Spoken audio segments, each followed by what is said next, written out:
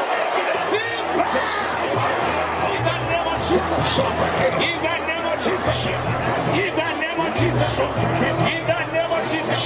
You demon. Assigned against my progress. Assigned to cause a curse in my life. Be bound. Be bound. Be bound. In the name of Jesus. In my life. In my marriage. In my business. Be bound. In my family. Be bound. In my children. Be bound. In my body. Be bound. In my health. Be bound. In my career. Be bound. You spirit of delay. Be bound. Demon of delay. Be bound. Anti-marital spirit. Be bound. Miscarriages. Be bound. Barrenness. Be bound. Be bound. Be bound. Be bound. Be bound. Be bound. You're going. You're living. Today. In my life. Today. You're living. You're going. You're going. You're going. You're going. You're going. You're going. You're going. You're going. In the name of Jesus. Oh yes. You're going. That curse must break. Yes. That curse must break. That curse must break. That curse must break. My curse is a road block. Kutuko ushiki. Don't ever curse no container limitation. Today you are crossing the line. Yes. I said you are crossing over. You are crossing over. You are crossing over. In the name of Jesus. My demon where you are bound.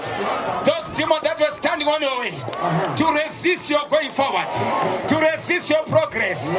Be bound! Be bound! In the name of Jesus. Furia mbele kudai wanu wa mwari. Shimwe shinopa mukana. Chino chirozi makesi. My evil governance. Evil governance. Actually, we're not there. But they are still speaking. They are still standing. But every evil covenant, today, we are erasing it. Every evil covenant, we are disconnecting it. Every evil covenant, to bring my cases in our lives. Today, that evil covenant is being erased. In the name of Jesus. It's you evil covenant.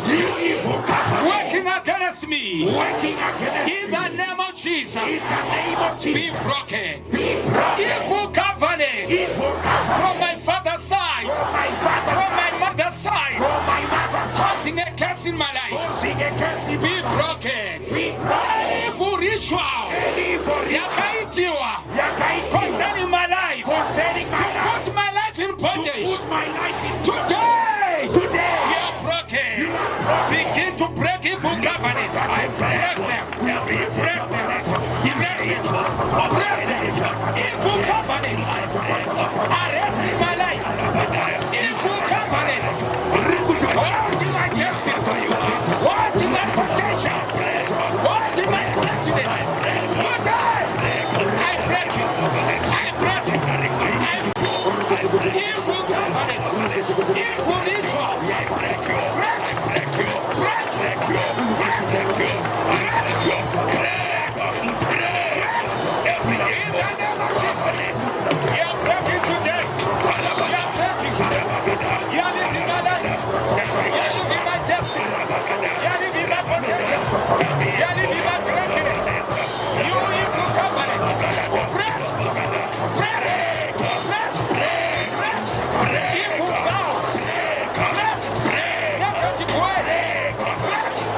In the name of Jesus.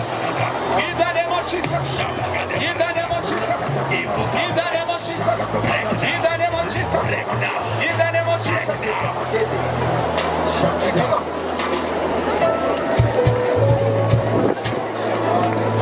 It's any evil altar. Any evil altar. Speaking against my life. Speaking against my life. Any evil priest. Any evil priest. Speaking against my life. Speaking against my life. Today, your case is broken. Your case is broken. My cases are not from biological parents. Yes, sir. biological parents. Abereki chava kakubereka panyama. Vanaita upenyu wako utenderere. But today, because yomuruma akarebera badani, that case is breaking. That case is breaking. It is breaking. Amakesi acho vantaura vakatsamwa vasiri kufara newe vongokanda shoko robva rasikika. But masikatano in the name of Jesus. That case be broken in the name of Jesus. That case be broken in the name of Jesus. Amashoko anotagwa nevanhu vari spiritual vakaita sesu vafundisi. Unoziva Joshua ndiye akataura kuti iwe Jeriko watukwa kubva nhasi. Jeriko ikatukika. Unoziva upenyu hwako ukaenda pasi pomunhu ari spiritual ari careless pamanzi, you can case your life upenyu hwako ukapenda kudai. But whatever case it is, today we are praying by the crown of thorns on Jesus' head, that case be broken. Take case from my biological parents. Any case from biological parents, be broken today. Be broken today. Any case from spiritual parents, be broken today. Be broken by the reason of Jesus Christ. The reason of Jesus Christ. Hanging on the tree. Hanging on the tree. Case from my biological parents. From spiritual parents. Spiritual mentors. Spiritual people. Priests on altars. All those cases. Be broken today. Any case from superiors. In the spiritual realm. Today. Break them, let's break them, break them.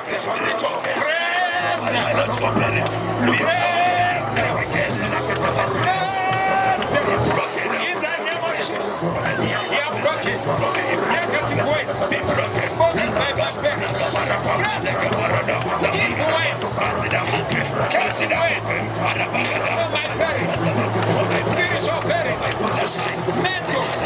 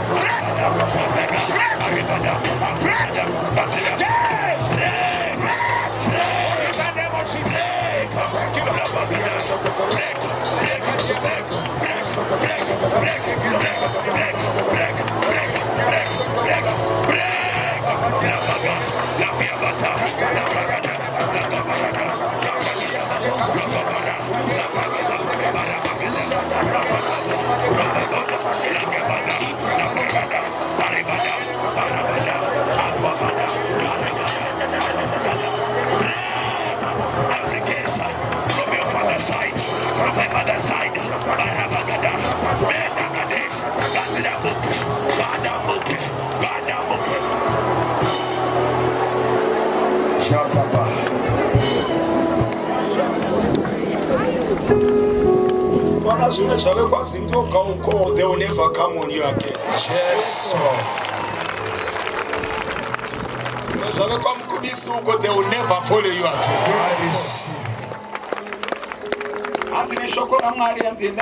From today, these waters are used. They will never cause death again. Today, allow me to declare, from today, the curse is broken in the name of Jesus. Go and succeed. Go and be fruitful. Walk in increase. In the name of Jesus. Walk in prosperity.